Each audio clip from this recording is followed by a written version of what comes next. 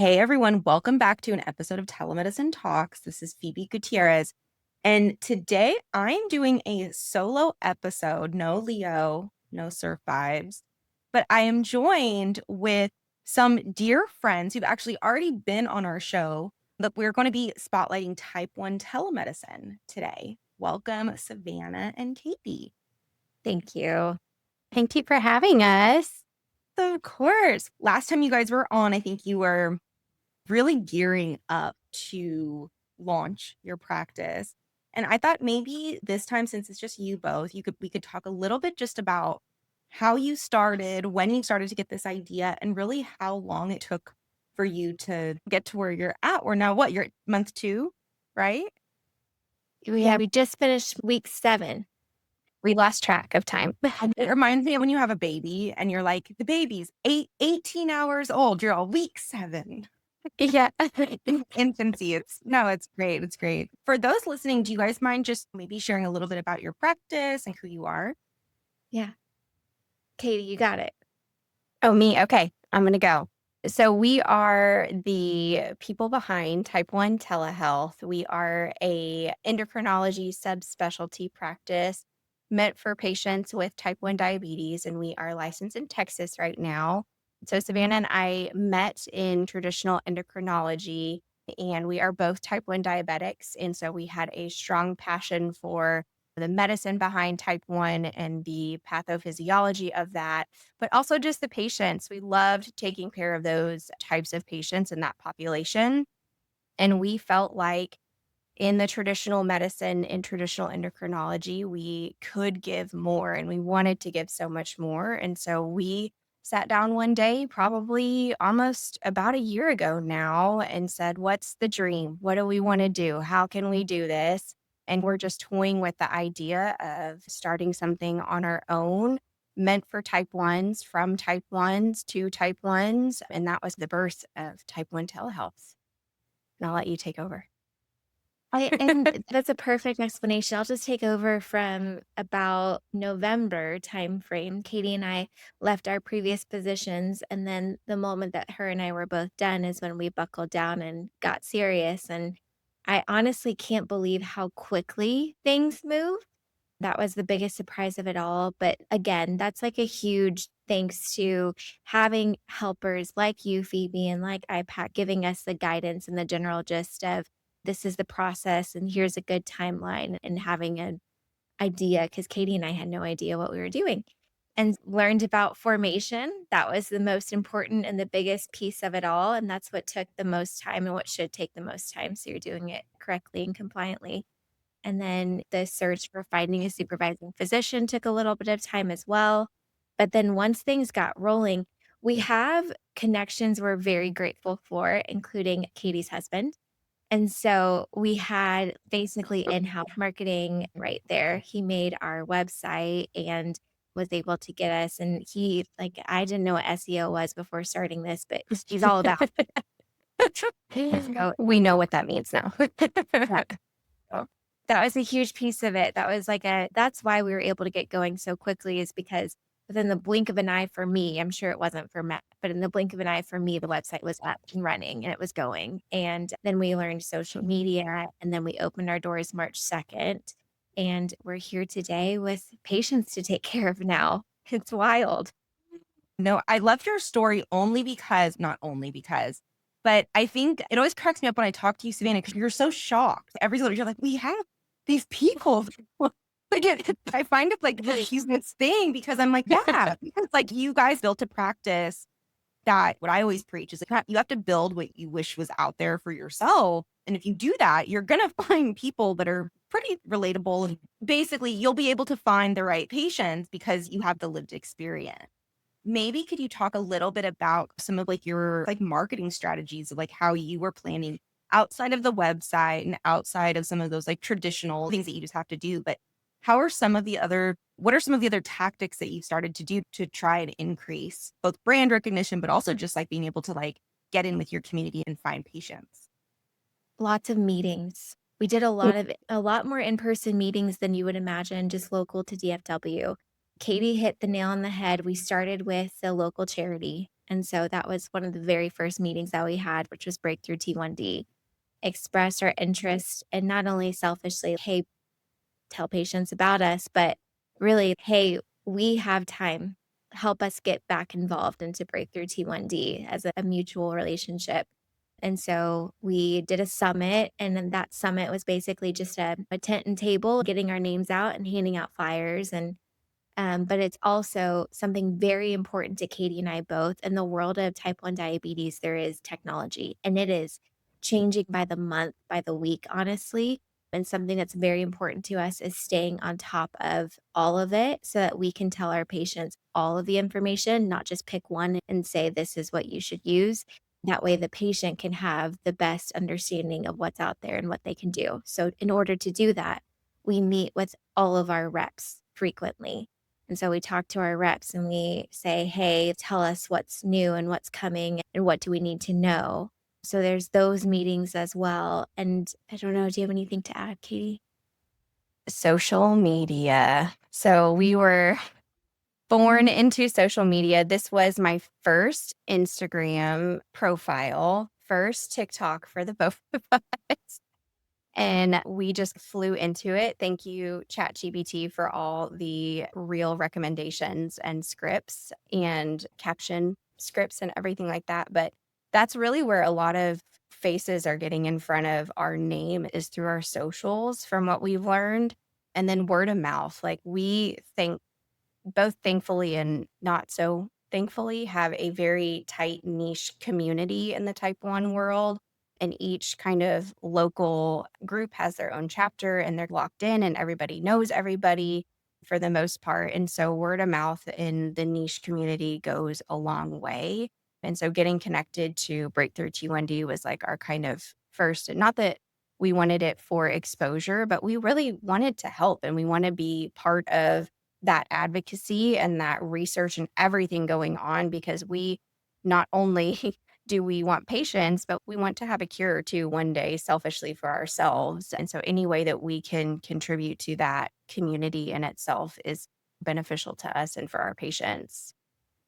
Yeah. No, I think one interesting theme that I've noticed across my clientele are the people that have, in my opinion, like the strongest practices are the providers like you that are constantly educating themselves. So it's really interesting. I find I'm one of those people, I learn something new every day. I'm always like, half the time I do consulting sessions, I like don't know the answer at that moment. I always have to go back and do the research.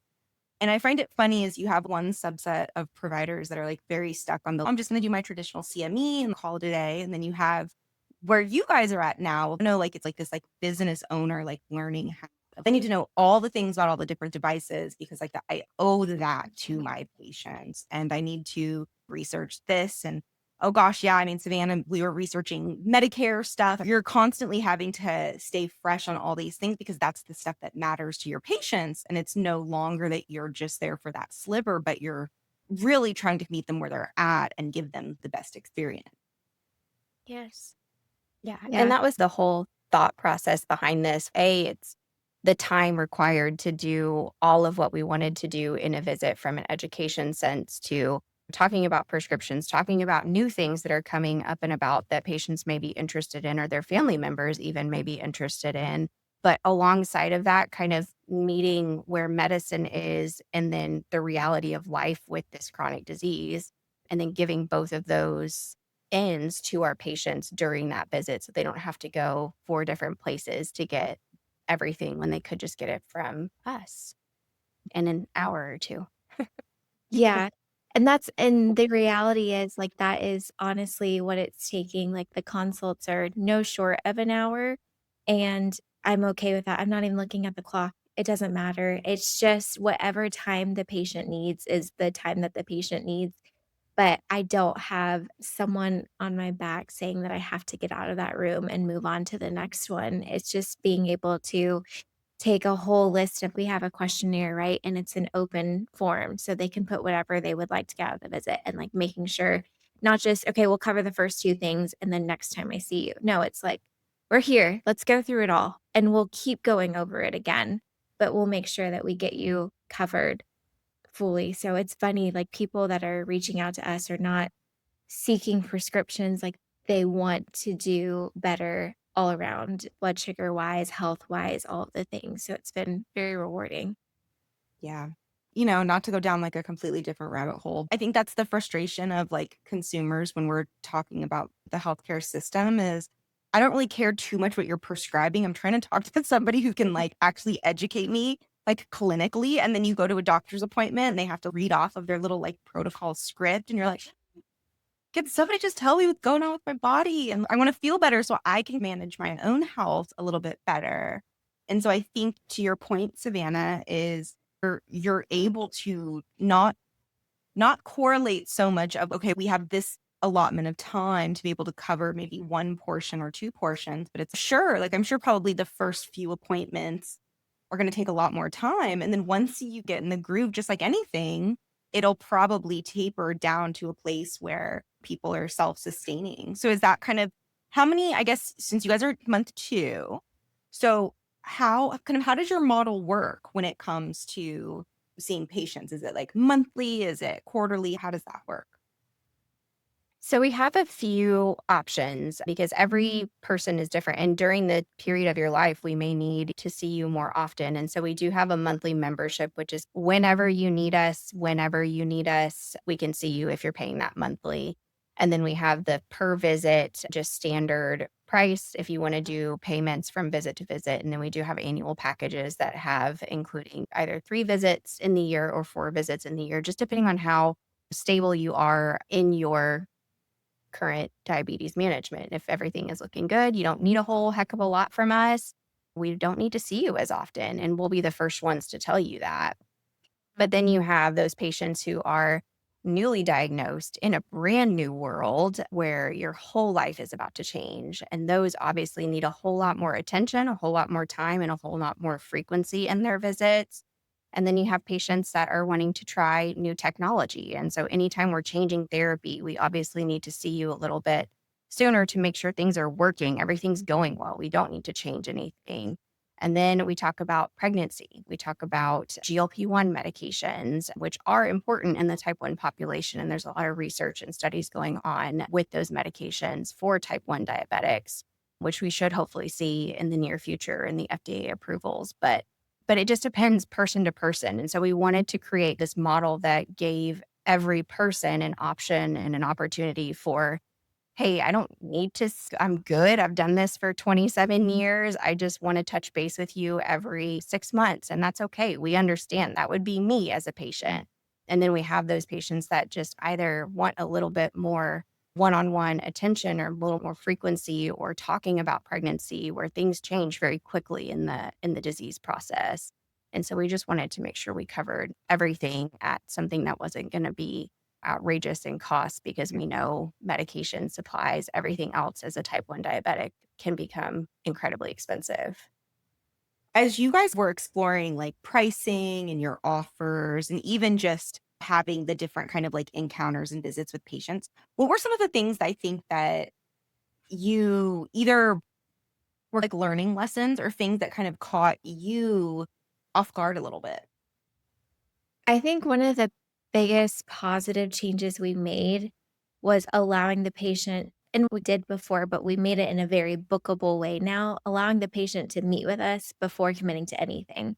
That was the most positive change. And so that allows, so we have what we call a diabetes strategy session, which is not intended to be any sort of medical advice or anything. It's just, what are your goals? We'll be able to help you reach those goals.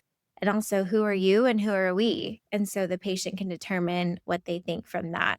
So that was a pivot from the original, like what we came out with a consultation to doing that in the 15-minute visit. That was something that I think worked to our benefit. It's been a really good thing. Yeah. Yeah. And interestingly enough, I tell a lot of clients, like, Savannah, you're part of IPAC. I'm always like, yeah, you have to do a free 15-minute visit because it's such a competitive landscape now. And with so many other click and buy telemedicine, you guys are really selling yourself. I couldn't imagine having a visit with Savannah and being like, nope, not going to book this. We do have a very high conversion rate, I will tell you that. Yeah, it's good. I think it's the whole idea is you want to be able to convert all the leads that come to you. And sometimes it takes them a little bit of time and a little bit of sales. And I think that's the point of the first encounter before somebody has to commit. Because with insurance, you don't really you're playing with, I don't want to call it free money, but it's a little I think your standards are a little bit lower. You're not having to put money on the table versus in like the cash pay industry. You have to pay a little bit, but no, I think that's an awesome pivot. I wish more. I think a lot of the concierge providers that I work with, I know have that model and do, to your point, Katie, see a pretty solid conversion rate. Have you guys, now that you're starting to get I don't want to call it like feet wet, you're starting to get patients, you're seeing growth probably week after week. Are there any, and you're solely telemedicine right now. Yes. Have you guys thought about doing any other kind of like hybrid approaches as you expand and grow? So I'll let you talk about your pump training, Katie, and what that looks like too. Because Katie does something else outside of type 1 telehealth where she does see patients in person. Yeah, I am a contractor with a couple of different insulin pump companies, and I do trainings for those pumps. And the goal in the end was to convert it to the practice. And therefore, we would be doing, when we prescribe the insulin pump for the patient, we would also be training them on how to use it and then providing the follow up, setting changes, anything necessary in that end. And so that allows for a little bit of a hybrid. So during the training, a lot are in person if they're local or within a place that I can drive to easily. And so we can meet up in person to do those trainings specifically. Otherwise, it's standard for the visits themselves are telemedicine for right now.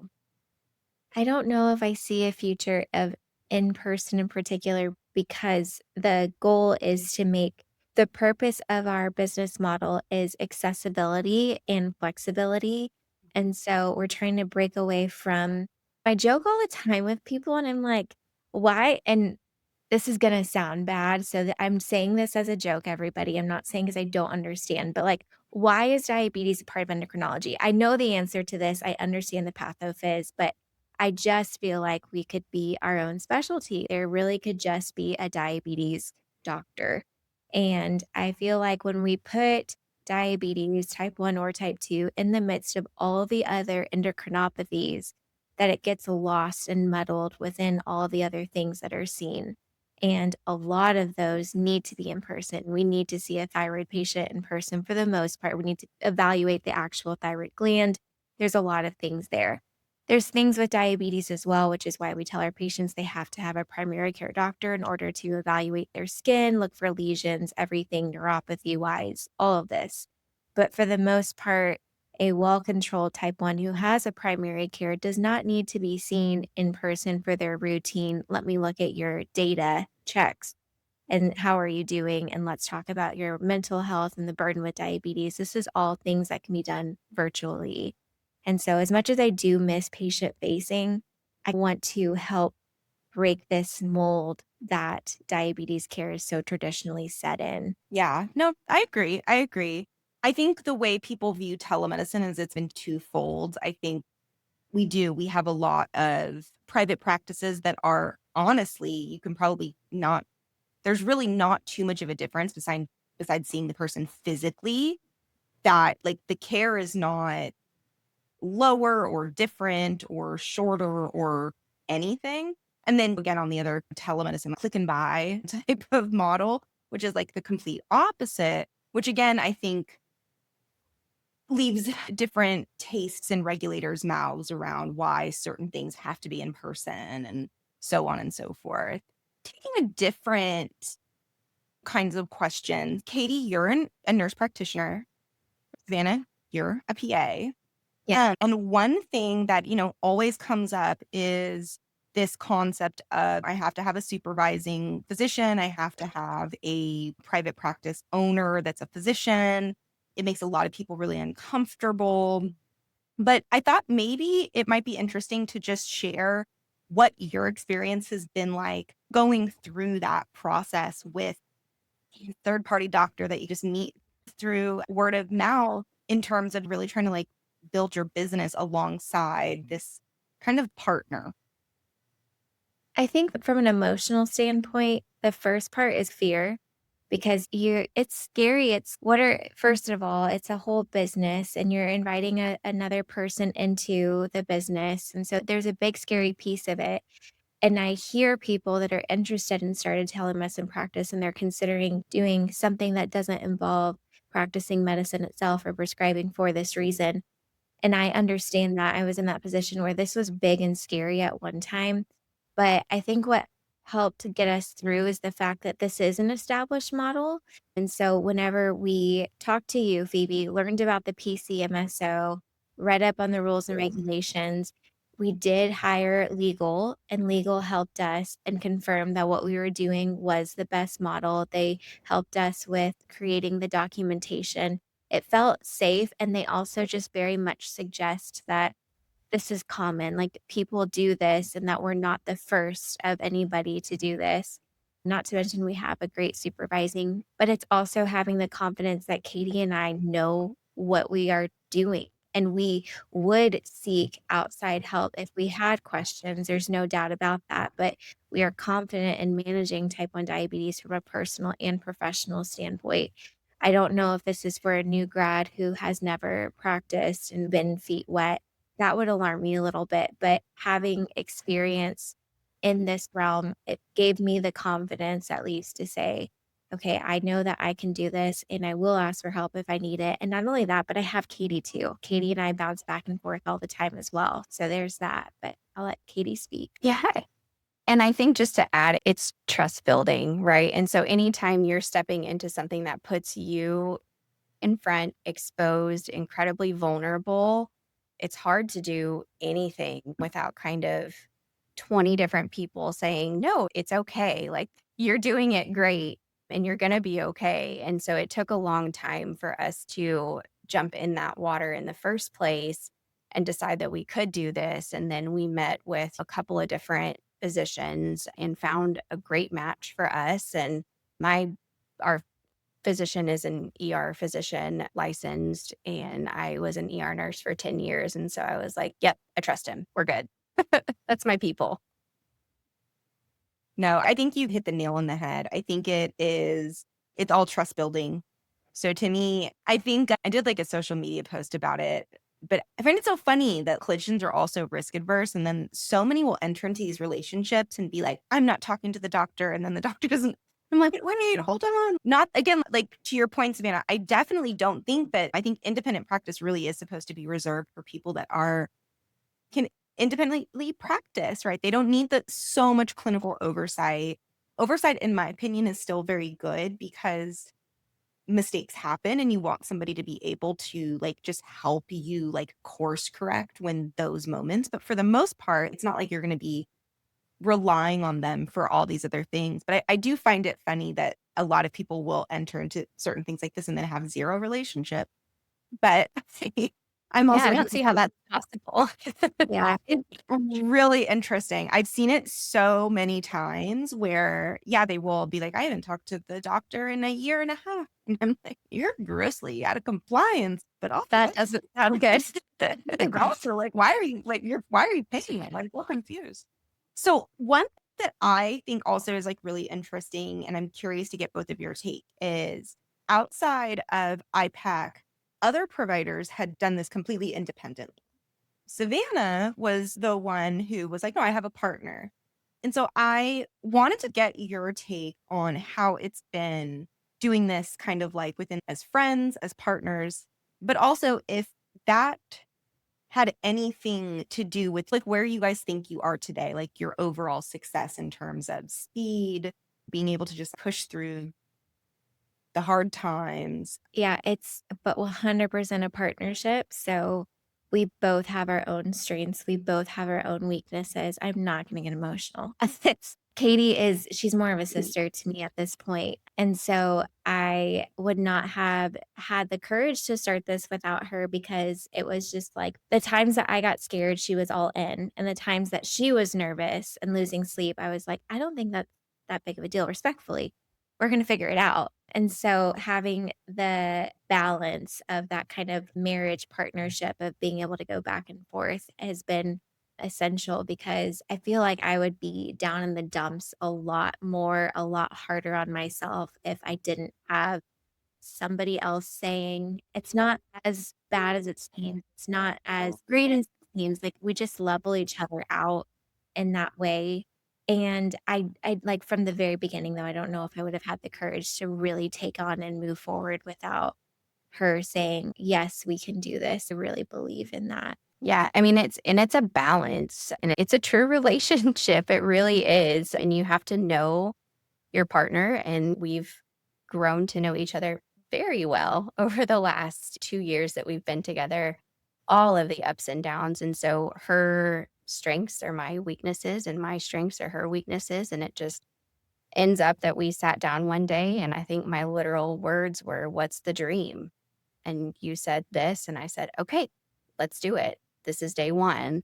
And that's where we are. And it's been a wild ride, wild, a lot of learning more so than anything up to this point, because you're medically trained and you go through so many years of school to get to this point, and then, oh, by the way, let's throw just another degree, essentially, or 2 degrees, because now you're in the business world and now we need you to understand marketing also to grow a business and advertising, all of that. And so all of these things that we can bounce ideas off of each other and learn from each other and learn from our mistakes. And it's been great. And then truly, it's been the growth that we've seen just with the business has been way beyond what I had ever would have thought we would be at this point, which has been fantastic. But it's finally, okay, the dream has hit that very first stage of reality where I'm like, all right, I can exhale just a little bit.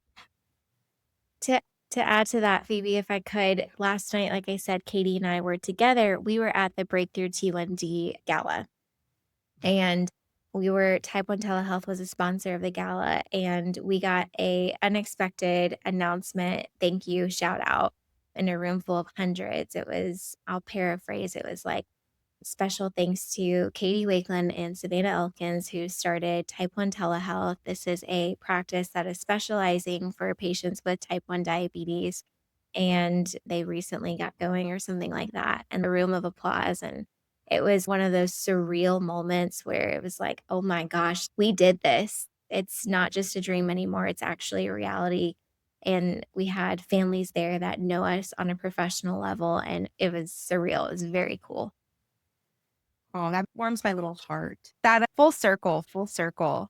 I think the interesting thing though, Savannah, and I said this like day one, is you did exactly what we recommended.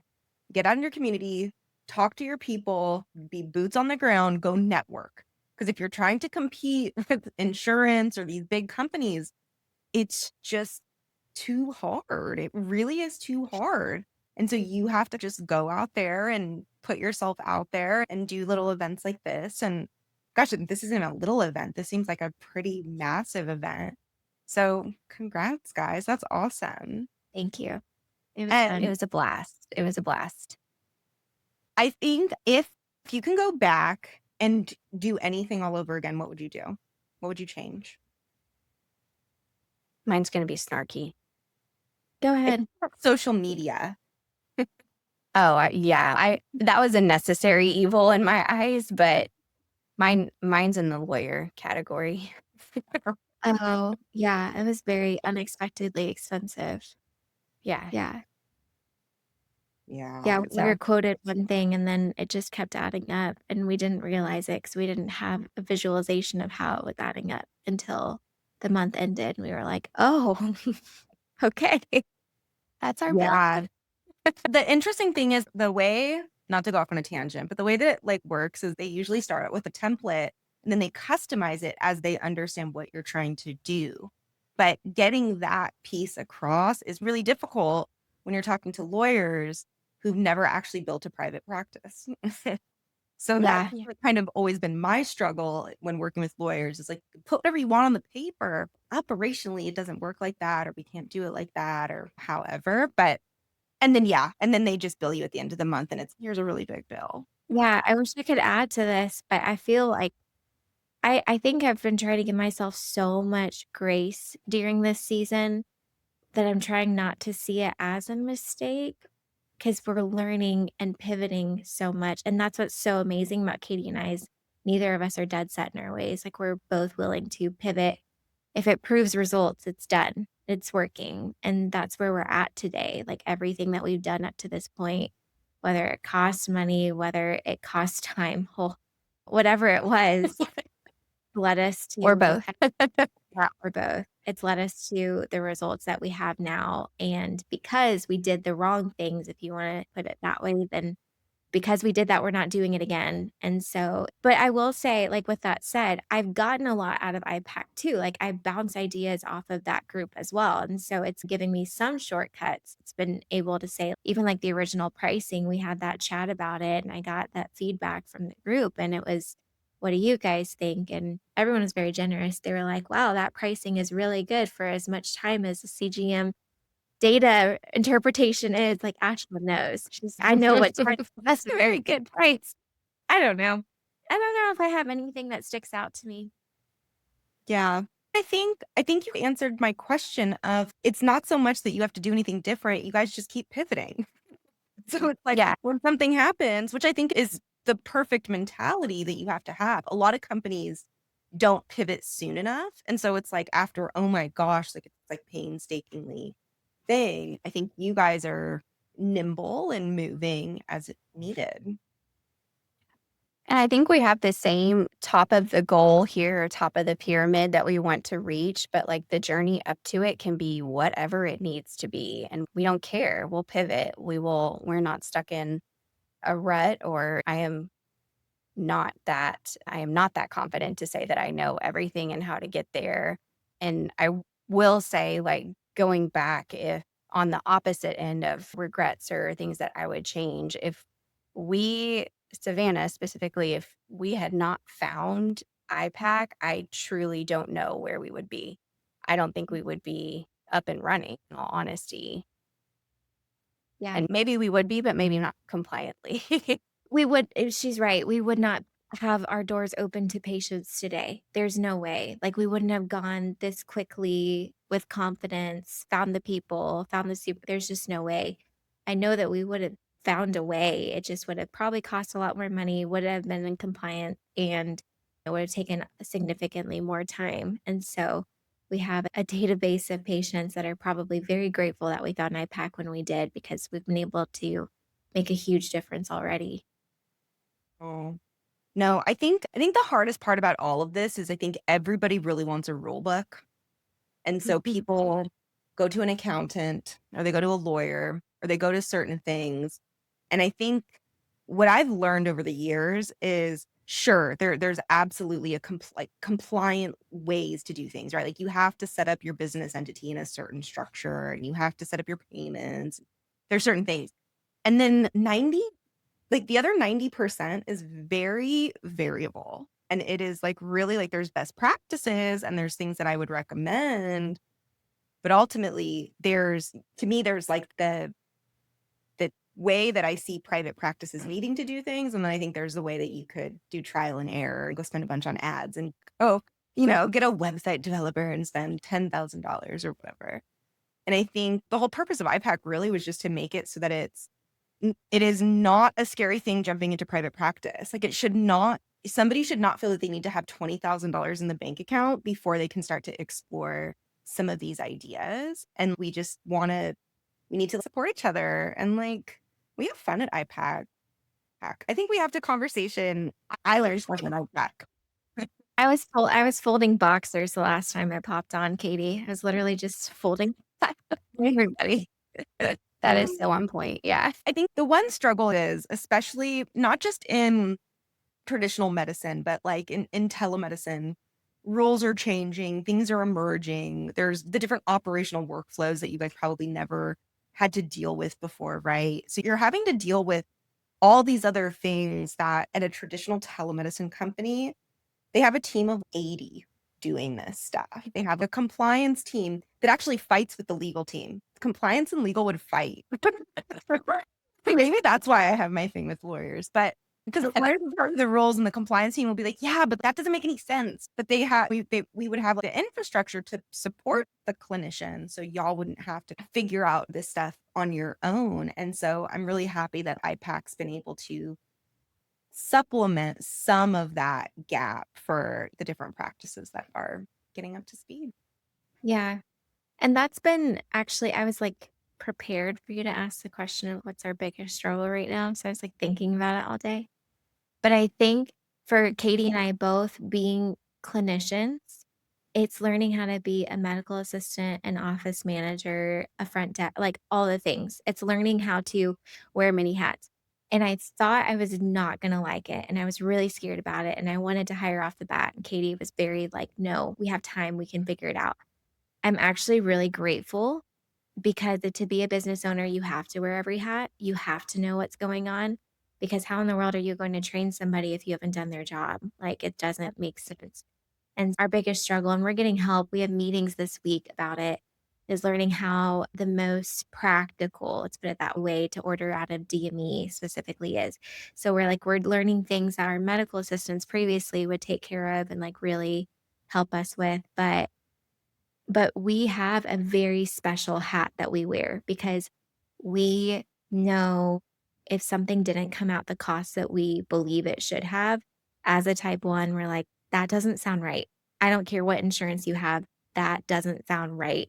Then we go back and we figure out why, and then we'll look at the deductible and the insurance because Katie and I have been working on this for 20 years ourselves personally.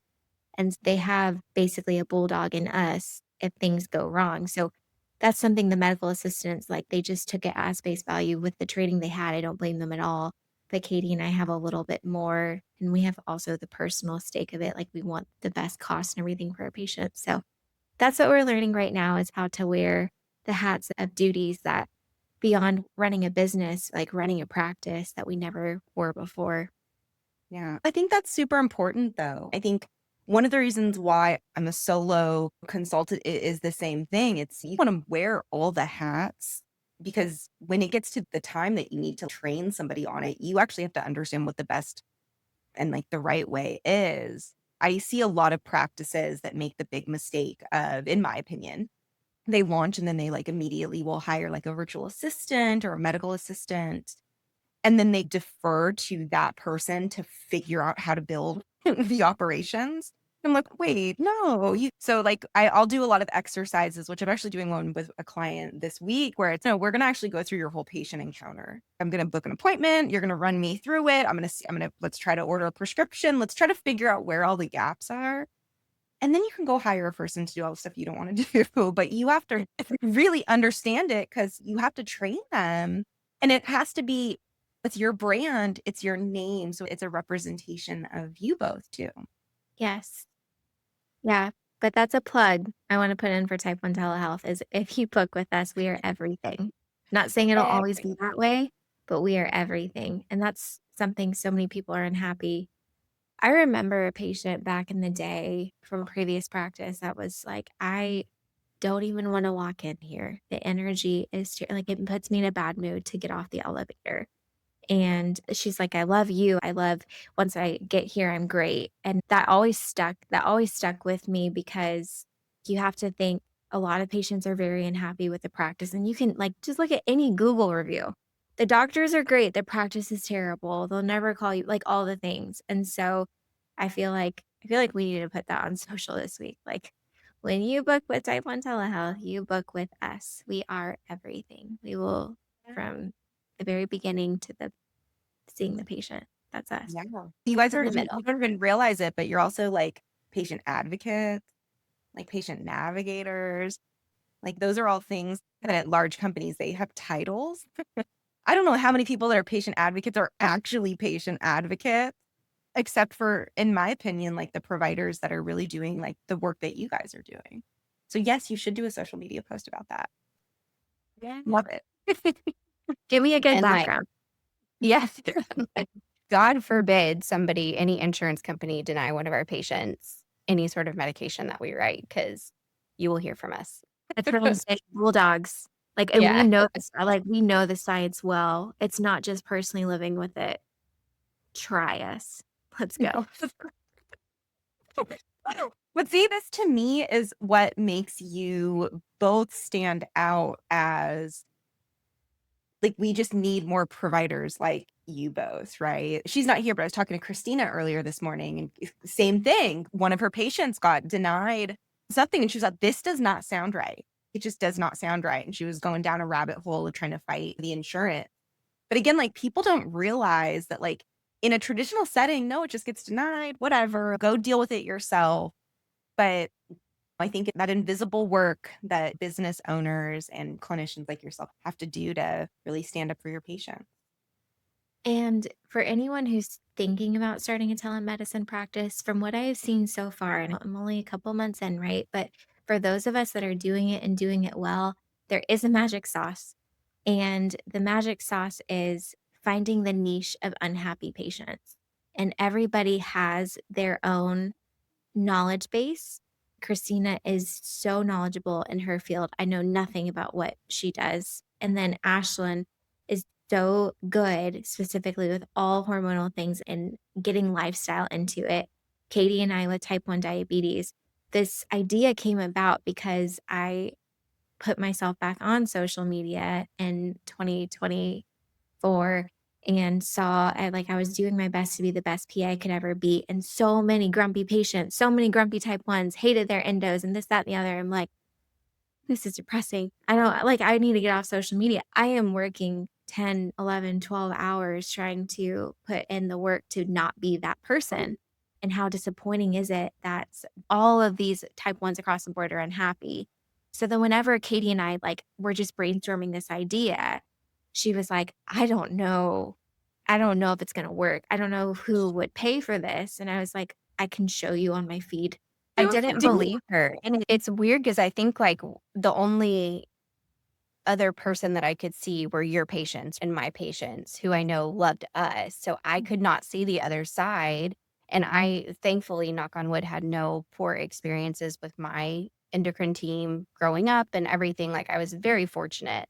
But that is not everybody's story for sure. And I'd never heard the other side. Yeah, I would say find your magic sauce. I feel like the people who are doing great that found a telemedicine practice found patients that were unhappy. And I don't know, maybe this is a stretch, but a lot of times the current healthcare system and limitations of insurance in particular feed into that unhappiness. So I would start cash based. I really would. I would do telemedicine, start cash based. You can always pivot from there. But I would say give it a go because once you take those restrictions out, your patients will be much happier because of all of the things you're able to do when we take out that big bear that was overruling everything we wanted to do in the first place. Yeah. Yeah. I've had an interesting observation too. I'm relatively early in my kind of consulting career. So I'm also in a space where I'm taking on different clients, seeing what I like, what I don't like. And it's been a really interesting thing is the clients that I feel, and I'm going to just say this, so none of my clients that listen are going to get mad. But the clients that I feel that are really, to your point, Savannah, finding the pain point of patients. This is the one area that I see a gap where I'm specialized. I'm going to like super niche, right? Those are the clients that are finding so much success. And then on the flip side, I have a lot of clients that are like, I'm going to build this because it's really popular right now, or other people are making lots of money. I'm going to go make money.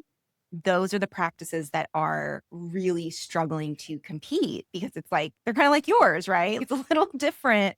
If you're not so passionate about something, you're not going to necessarily want to be out there talking about it. You're not going to be wanting to do social media about it. You're not going to be wanting to go to events and sponsor events. So it's been a really interesting observation, at least for me, seeing the different practices. At least all the ones in IPAC are very successful. Yay, us.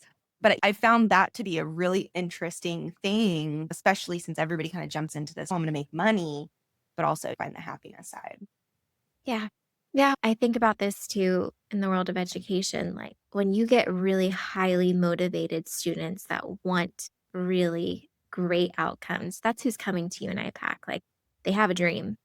And so it's not just a general easy click here and we promise you a whole telemedicine practice. Like we put in the work with your guidance, and that's the difference. And so you have very highly motivated people who want better, and that like your success proves itself if you're willing to put in the work. just sign up and make it happen. Yeah.